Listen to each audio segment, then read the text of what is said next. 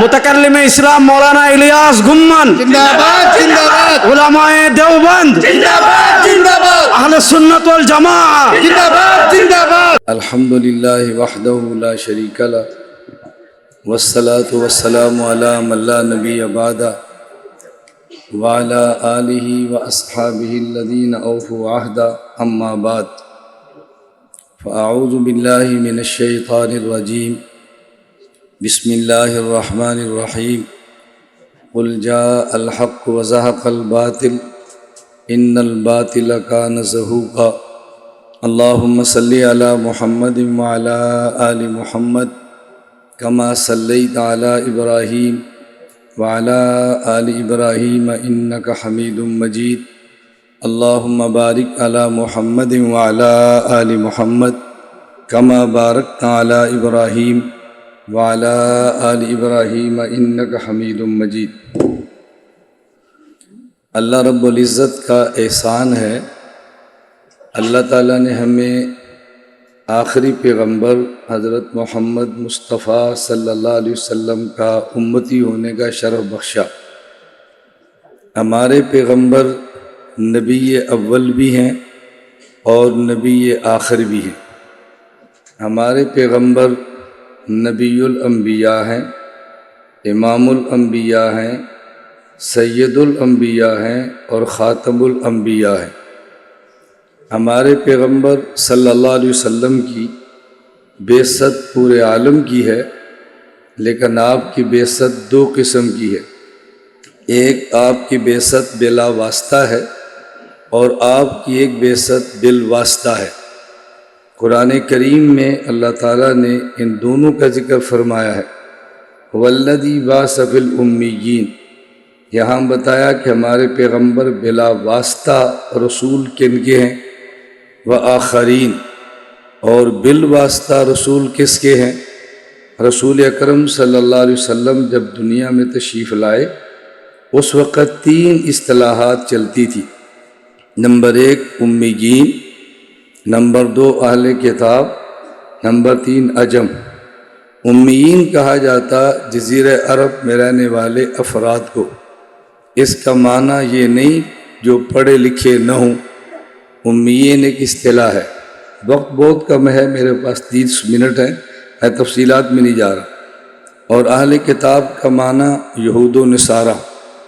وہ سمجھتے تھے کتاب ہمارے پاس ہے، ہم اہل کتاب ہیں.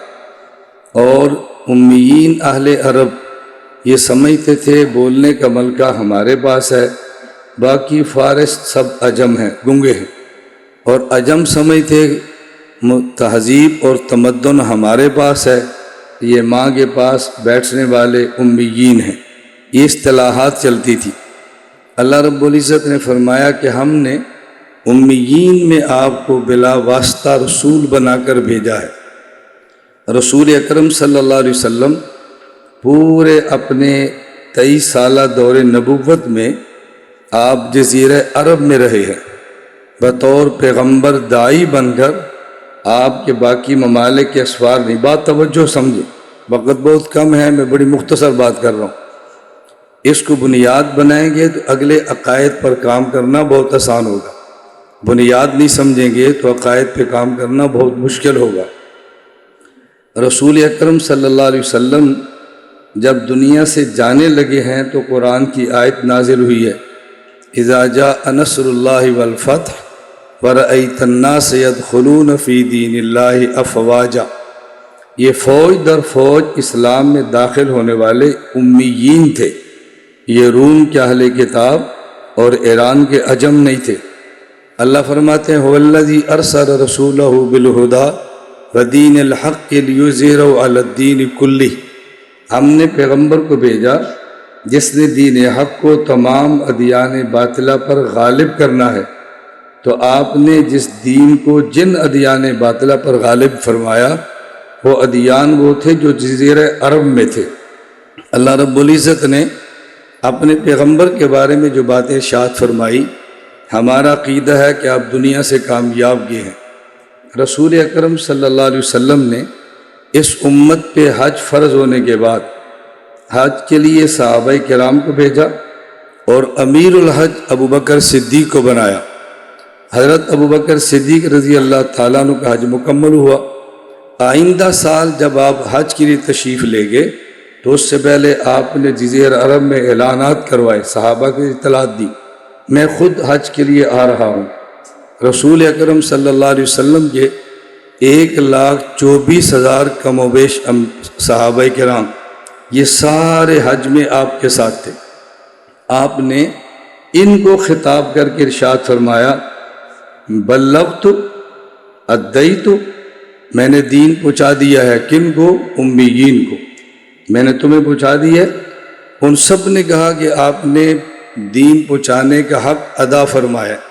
پھر آپ نے فرمایا فَلْيُبَلِّغْ مِنْكُمُ الشَّاهِدُ الْغَائِبُ، یہ شاہد امیین ہیں اور غائب بات کے لوگ ہیں، تو آپ کی بعثت بلا واسطہ ان میں ہے جو شاہد ہیں، اور بلا واسطہ اور بالواسطہ ان میں ہیں جو غائب ہیں۔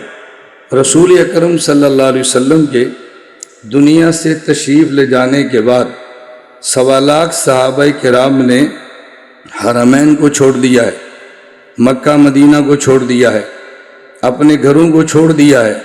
کیوں؟ اس کی وجہ، بات توجہ سمجھو، اس کی وجہ کیا تھی؟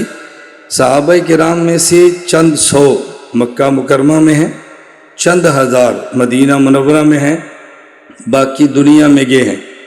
اور کون سی دنیا میں گئے ہیں؟ جب رسول اللہ صلی اللہ علیہ وسلم تشریف لائے اس وقت اس کرۂ ارض پہ تین بر اعظم وہ موجود تھے جو دستیاب تھے، جو نظر آ رہے تھے۔ نمبر 1 بر اعظم ایشیا، نمبر 2 بر اعظم یورپ، نمبر 3 بر اعظم افریقہ۔ بر اعظم آسٹریلیا، بر اعظم امریکہ، یہ اس وقت یہ سامنے نہیں تھے۔ تو جو بر اعظم موجود تھے صحابہ کرام رضی اللہ عنہم اجمعین، ان تینوں بر اعظموں میں حضور کا دین لے کر چلے گئے ہیں۔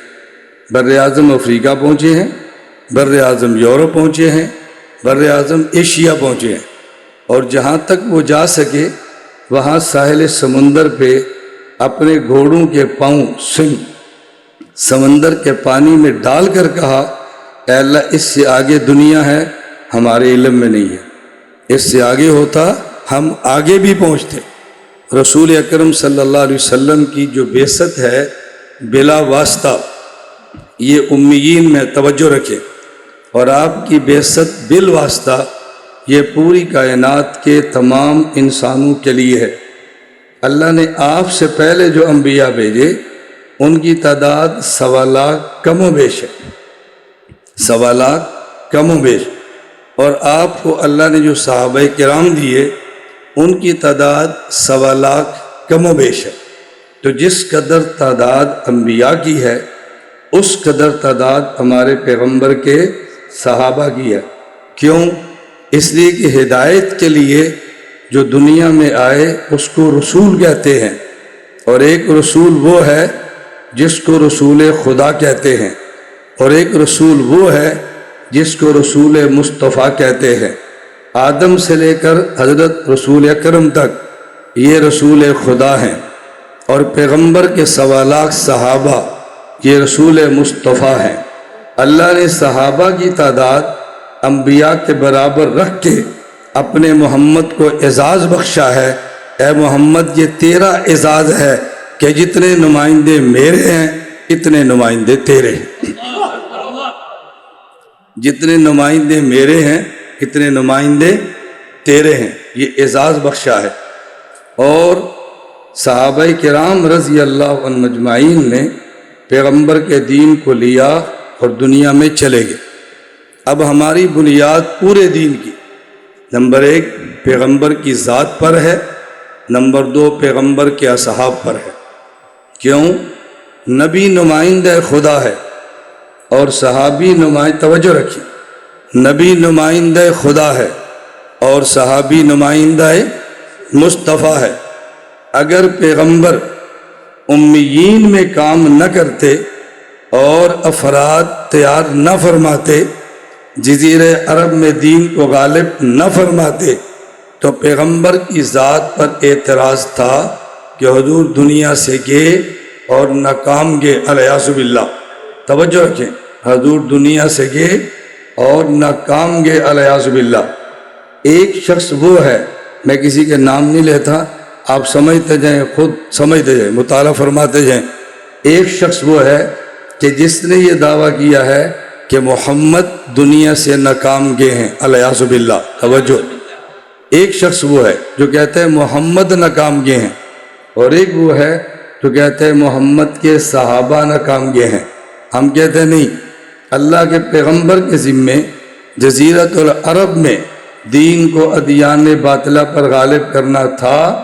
آپ غالب فرما کے گئے ہیں اور کامیاب گئے ہیں، اور پورے ادیان باطلہ پر پورے عالم میں دین کو غالب کرنا یہ پیغمبر کے ذمے بذریعہ صحابہ تھا. آپ نے صحابہ کو تیار کیا، اور صحابہ جب دنیا سے گئے تو دین اسلام تمام ادیان پر غالب تھا. تو پیغمبر نے دین کو ادیان باطلہ پر بلا واسطہ غالب کیا ہے جزیرہ عرب میں، اور بواسطہ صحابہ غالب کیا ہے پورے عالم میں. نبی کی دو محنتیں ذہن میں رکھ لیں. میں اس لیے علماء طلباء کرام کی خدمت میں عرض کیا کرتا ہوں، ہر جماعت، ہر ادارہ، ہر فرد وہ اپنا منہج طے کرتا ہے کام کرنے کے لیے. میں نے منہج طے کیا کام کرنے کے لیے کہ 3 معلم میں نے بطور آئیڈیل کے طے کر لیے. نمبر 1 حضرت محمد صلی اللہ علیہ وسلم، آپ نے ایک جماعت تیار فرمائی ہے. نمبر 2 امام اعظم ابو حنیفہ رحمہ اللہ، انہوں نے ایک جماعت تیار فرمائی ہے. اور کئی سو سال کے بعد شیخ الہند محمود حسن، انہوں نے ایک جماعت تیار فرمائی ہے. اور میں یہ بات وثوق کے ساتھ کہتا ہوں، چھپ کر نہیں کہتا، کوئی ڈر کر نہیں کہتا، کوئی بند کمرے میں نہیں کہتا، کوئی جھجک کے نہیں کہتا، دلیل کی طاقت کی بنیاد پہ کہتا ہوں. پوری دنیا میں اس وقت جہاں بھی اصلی شکل میں علماً عملاً آپ کو دین ملے گا تو یہ شیخ الہند اور دیوبند کی محنت کا نتیجہ ہے. میں ایسے نہیں کہہ رہا کہ میں خام خواہ کہہ رہا ہوں. آپ میں سے جس کا چاہے ہم سے دلائل پہ بات کر لے. میں نے لفظ یہ بات کی ہے علماً اور عملاً. آپ کو علم ملے گا، عمل نہیں ملے گا. عمل ملے گا تو علم بھی نہیں ملے گا. شیخ الہند کے ہاں علم بھی ہے اور عمل بھی ہے، اور وہ افراد تیار کیے ہیں جن نے پورے عالم میں دین کی محنت فرمائی، اور اس سے تحریکات نے جنم لیا ہے. میں پھر اپنی بات واپس آتا ہوں اپنے وقت کو دیکھتے ہوئے. میں نے عرض کیا کہ ہمارے دین کی بنیاد نمبر 1 حضرت محمد صلی اللہ علیہ وسلم، اور نمبر 2 حضرت محمد صلی اللہ علیہ وسلم کے صحابہ کرام رضی اللہ عنہم اجمعین. میں نے ان ضرورتوں کو سمجھتے ہوئے عید الفطر کے ایک دن بعد شوال میں مدینہ منورہ میں نے اعلان کیا تھا اور ویڈیو اعلان کیا تھا کہ میں محرم 1447 ہجری کو صحابہ اہل بیت کے عنوان پر 12 کتب آپ کو دوں گا، اور میں نے دی ہیں. یہاں جن جن علماء سے میری ملاقات ہوئی ہے، جن بڑے اداروں میں گیا ہوں، میں نے 12 کتب وہ پیش کی ہیں. ابو بکر صدیق، حضرت عمر، حضرت عثمان، حضرت علی، حضرت معاویہ، حضرت حسن، حضرت حسین، اولاد پیغمبر، مشاجرات، ازواج پیغمبر، نظریات، تذکرہ صحابہ اہل بیت، 12 کتب. اور میں اللہ کی ذات پہ بھروسہ کر کے کہتا ہوں یہ دیوبند کی محنت ہے. 1500 سال میں یہ پہلی مرتبہ اس ترتیب کے ساتھ کام ہوا ہے کہ میں نے ان صحابہ کا نام لیا، حیات و خدمات پیش کی، اور اعتراضات کے جوابات دیے. اور 13ویں کتاب انشاءاللہ 2 ماہ لگیں گے. میں کم اس لیے نہیں کہتا، اعتراضات تسلسل کے ساتھ آ رہے ہیں. پورے صحابہ کرام پہ جتنے اعتراضات آئے ہیں ان اعتراضات کے جواب لکھ کر میں انشاءاللہ آپ کی خدمت میں بہت جلد پیش کر دوں گا انشاءاللہ. میں سالوں کی باتیں نہیں کر رہا، میں مہینوں کی باتیں کر رہا ہوں. میں نے ستمبر میں اس کتاب کو لانا تھا، کیوں نہیں لائے؟ ہم نے اعلان کیا بھائی کسی کے پاس کوئی اعتراض ہے وہ اعتراض بھیجیں، تاکہ ہم جواب دیں۔ اعتراضات تسلط کے ساتھ آ رہے ہیں، آپ میں سے کسی کے پاس کوئی اعتراض موجود ہو آپ لکھ کر بھیجیں تاکہ ہم اس کو جواب آگے دے سکیں۔ اب بات سمجھیں، میں نے عرض کیا ہے ہمارے پورے عقائد اور دین کی بنیاد نمبر 1 توجہ، نمبر 1 بولیں، نمبر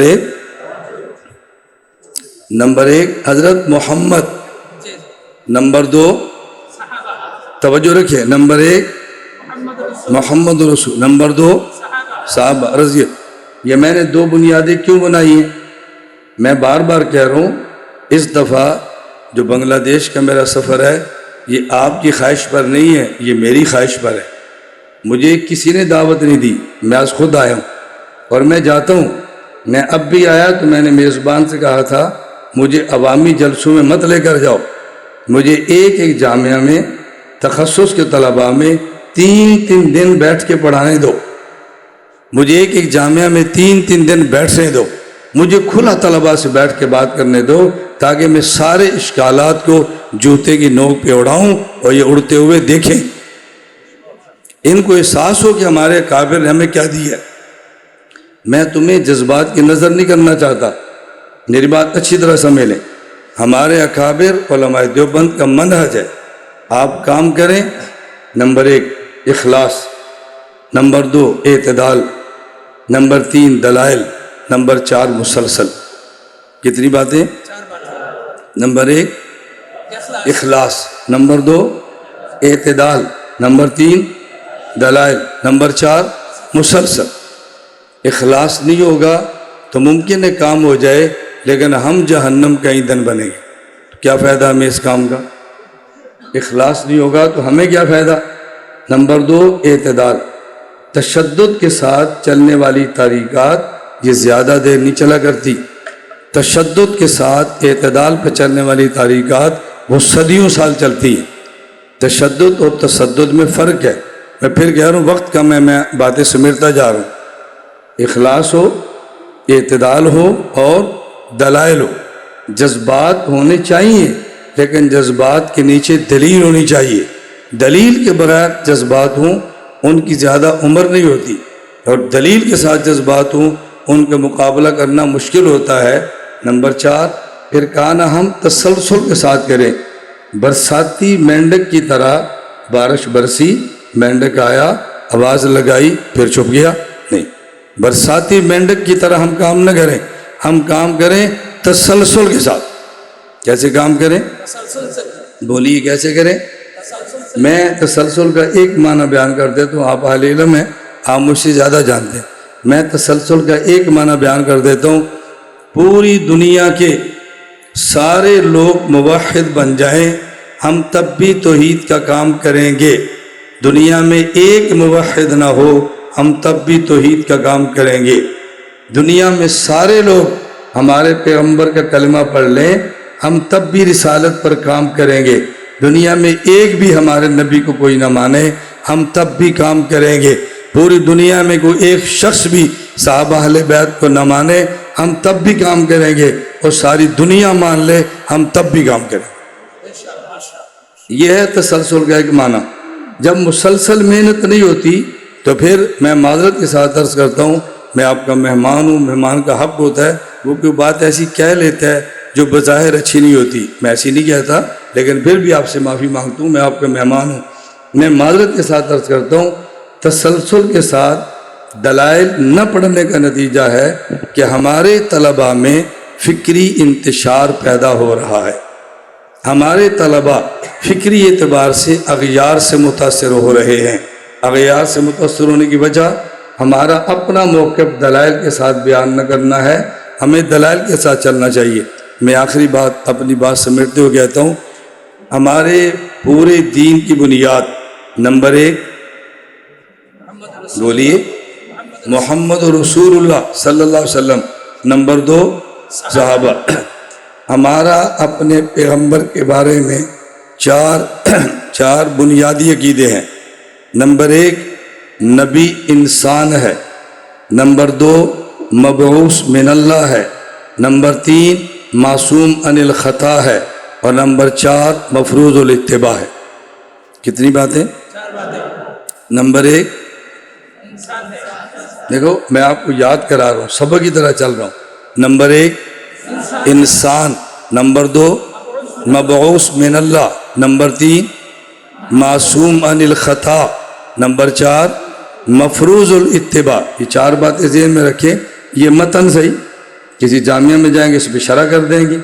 نمبر 1 نبی انسان ہوتا ہے، نمبر 2 مبعوث من اللہ ہوتا ہے، نمبر 3 معصوم عن الخطا ہوتا ہے، نمبر 4 مفروض الاتباع ہوتا ہے۔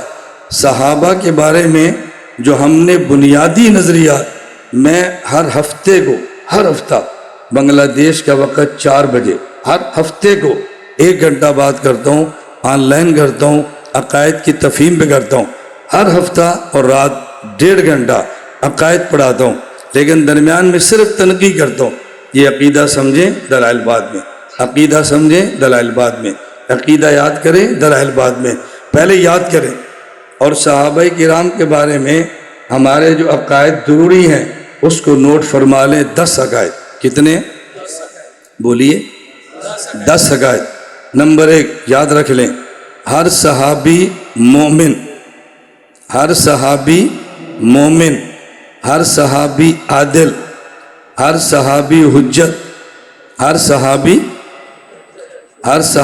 مومن، ہر صحابی عادل، ہر صحابی حجت، ہر صحابی انتخاب خداوندی، ہر صحابی معیار حق، ہر صحابی تنقید سے بالا تر، ہر صحابی محفوظ عن الخطا۔ میں معنی بیان کروں گا، ہر صحابی محفوظ عن الخطا، ہر صحابی گناہوں سے محفوظ، اور ہر صحابی عذاب قبر سے محفوظ، اور کسی مسئلے پر جمع ہو جائیں تو نبی کی طرح معصوم۔ کسی مسئلے پر جمع ہو جائیں نبی کی طرح معصوم۔ آپ کا اپنے عقائد کا پتہ ہی نہیں، رونا کیا رہے ہیں بتائیں؟ ہم روتے کسی اور کو ہیں ہم روتے کسی اور کو ہیں اور اپنے عقائد سے بے خبر بیٹھے ہیں۔ ایک سوال آئے گا خاموش، ایک اعتراض آئے گا خاموش، ایک اعتراض۔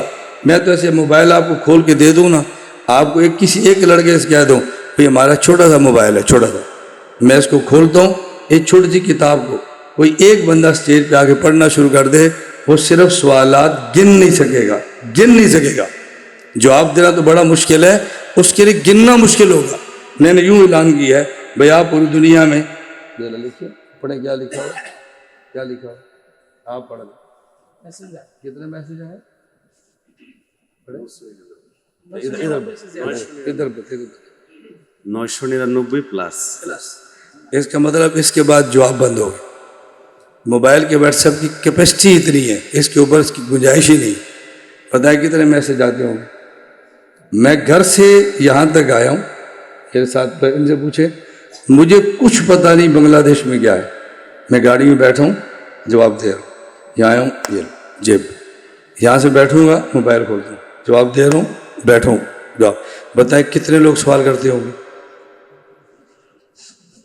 میں جواب دیتا آیا ہوں اور جواب کتنے آئے ہیں؟ موبائل کی بس ہو گئی۔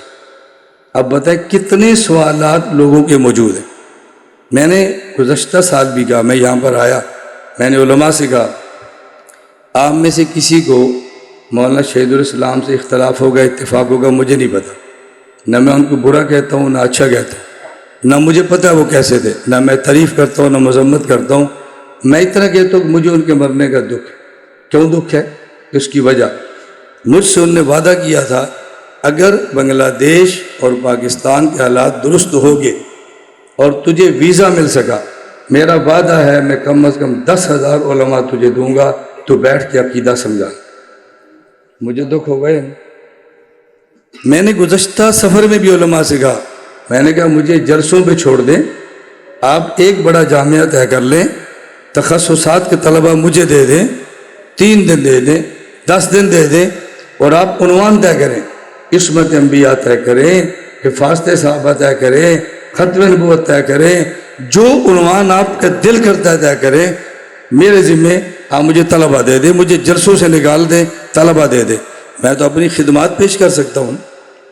بولتے نہیں بھائی، میں اب بھی خدمات پیش کر رہا ہوں، میں کہہ رہا ہوں کہ آپ کبھی کیا کریں، تخصص کے طلبہ بہت زیادہ ہیں، تخصصات کے طلبہ بیٹھے ہو، میں بھی گیا ہوں مدارس میں، کسی مدرسے میں 2 گھنٹے، کسی میں 3 گھنٹے، کسی میں 4 گھنٹے، اور 4 گھنٹے پورے ہو جاتے ہیں، مضمون وہیں کا وہیں پڑا ہوتا ہے۔ تو میں نے کہا بھی 4 گھنٹے کے بجائے 4 دن ہوتے تو کتنا اچھا لگتا۔ اللہ مجھے اور آپ کو بات سمجھنے کی توفیق عطا فرمائے۔ میں بس بات ختم کرتا ہوں۔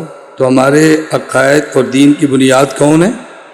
2 ہے، نمبر 1 حضرت محمد صلی اللہ علیہ وسلم، نمبر 2 صحابہ۔ اس لیے ہم خود کو کہتے ہیں اہل السنت والجماعت۔ کیا کہتے ہیں؟ اہل السنت والجماعت۔ اب اہل السنت والجماعت کو سمجھانے کے لیے دلائل چاہیے نا۔ اہل السنت والجماعت، اہل السنت نسبت ہماری پیغمبر کی طرف ہے، والجماعت نسبت ہماری صحابہ کی طرف ہے۔ ہم سنت لیتے ہیں لیکن جس کو لے کر پیغمبر کے صحابہ چلے ہوں، اہل السنت والجماعت۔ ہم ساتھ اپنے تعارف میں 2 لفظوں کا اضافہ کرا لیتے ہیں۔ اگر کوئی مجھ سے پوچھے آپ کا تعارف کیا ہے، میں کہتا ہوں اہل السنت والجماعت حنفی دیوبندی۔ کیا تعارف ہے؟ میں اپنا کہہ رہا ہوں، آپ کا نہیں کہہ رہا۔ ہو سکتا ہے آپ دیوبند کو اچھا نہ سمجھتے ہوں، بھائی میں تو اپنی بات کہہ رہا ہوں نا۔ مجھے تو حق حاصل ہے میں بتاؤں میں پگڑی کیوں باندھتا ہوں۔ آپ سے نہیں پوچھتا آپ ٹوپی کیوں باندھتے ہیں، میں کہہ سکتا ہوں میں پگڑی کیوں باندھتا ہوں، میں اپنی بات کہتا ہوں۔ میرا تعارف یہ ہے، نمبر 1 اہل السنت، نمبر 2 والجماعت، نمبر 3 حنفی، نمبر 4 دیوبندی۔ اس کا مطلب کیا ہے؟ ایک کام ہمارے پیغمبر نے فرمایا صلی اللہ علیہ وسلم، الیوم اکملت لکم دینکم، دین کامل اور مکمل کر کے دے گے۔ ایک کام صحابہ کرام نے فرمایا، وَلَا يُمَكِّنَنَّ لَهُمْ، وہ دین کو مضبوط کر کے چلے گے۔ ایک کام امام ابو حنیفہ نے فرمایا کہ انہوں نے دین کو مدون فرمایا، اور ایک کام علماء دیوبند نے فرمایا کہ انہوں نے دین کو مطہر فرمایا۔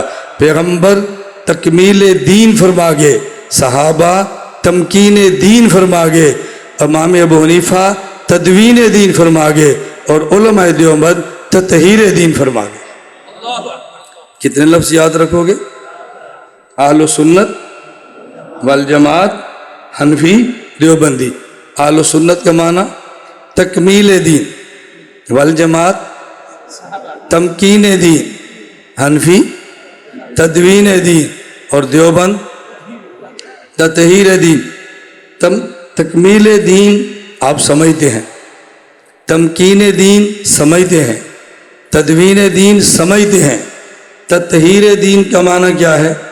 تطہیر دین کا معنی یہ ہے، ایک بندہ محل بناتا ہے، اس محل کے اوپر چوکیدار رکھتا ہے، پہرے دار رکھتا ہے۔ چوکیدار کو کہتا ہے تمہارے 2 کام ہیں، نمبر 1 میں نے محل بنا دیا، اس محل کا پہرا دینا، اس محل میں سے قیمتی فانوس چوری ہو کر باہر جانے نہ دینا، اس محل کا پہرا دینا، باہر کے گند کو اس محل کے اندر آنے نہ دینا۔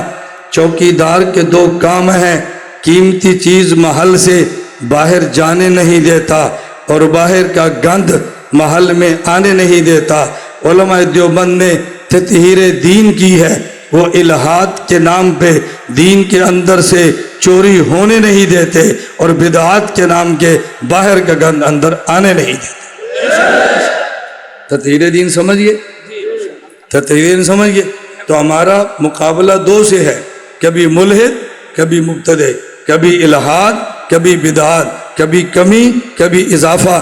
میں بار بار کہتا ہوں، میری بات کو سمجھ لیں، ہم دیوبند والے دین کے ٹھیکیدار نہیں ہیں، ہم دیوبند والے دین کے ٹھیکیدار نہیں ہیں، ہم دین کے چوکیدار ہیں، ہم دین کے پہرے دار ہیں۔ اور چوکیدار کا لہجہ وہ نہیں ہوتا جو مٹھائی بیچنے والے کا ہوتا ہے، چوکیدار کا لہجہ کچھ کرخت ہوتا ہے، کچھ سخت ہوتا ہے۔ کبھی ہمارے ہاں کوئی بات سخت کہہ دے، لہجہ سخت ہو جائے تو ہم بلا وجہ تڑپتے ہیں، یہ کوئی لہجہ ہے؟ تقریر ایسے کرتے ہیں، یہ کوئی جذبات بات ہے؟ میں نے کہا بات سمجھو، میری بات توجہ سمجھو۔ آپ باہر جاؤ اور باہر کھڑے ہوں گے پہرے دار، پہرے دار کے ہاتھ میں کبھی گن ہوگی، پہرے دار کے ہاتھ میں کبھی ڈنڈا ہوگا، کبھی پہرے دار کھڑا ہوگا، لیکن جو ہی پہرے دار کے پاس آ کے آگ باؤنڈری کراس کرو نا، وہ آواز دیتا ہے اے، کہتا ہے نا اے، تو ہم کون ہیں؟ پہرے دار۔ تو پہرے دار تو گرجتے ہیں نا، پہرے دار تو جوش دکھاتے ہیں۔ بھائی جو پہرے دار ہوگا وہ جوش دکھائے گا۔ مٹھائی کی دکان کے طریقے اور ہوتے ہیں اور ڈاکٹر کے میڈیکل کے طریقے اور ہوتے ہیں۔ دیکھیں نا کہ میں نے باندھا ہوا ہے، آپ دیکھ رہے ہیں، میں ابھی بھی اٹھ کر آیا ہوں، بیماری سے آیا ہوں، میری عادت ہے، میں کبھی بیان نہیں چھوڑتا، میں صرف سمجھانے لگا ہوں بھائی جب مٹھائی کھائیں گے اور ہوگا اور ڈاکٹر کے پاس جائیں گے تو انجیکشن لگے گا۔